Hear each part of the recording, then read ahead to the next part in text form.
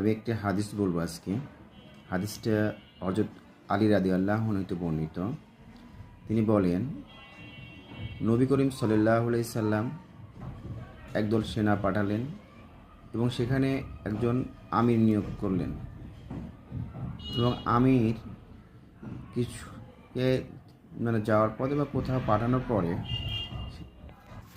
অতঃপর দায়িত্বশীল আগুন জ্বালালেন। আগুন জ্বালানোর পরে সবাইকে সে আগুনে ঝাঁপ দিতে বললেন। কিছু সংখ্যক সাহাবী বা কিছু সংখ্যক লোক আগুনে ঝাঁপ দিতে চাইলেন, আর কিছু সংখ্যক লোক বললেন যে আমরা আগুনে ঝাঁপ দেওয়া থেকে পালিয়েই তো ইসলাম গ্রহণ করেছি।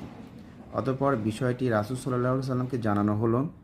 রাসূল সাল্লাল্লাহু আলাইহি সাল্লাম বিষয়টি জানলেন এবং শুনলেন। শোনার পর বললেন, সেই লোকগুলোকে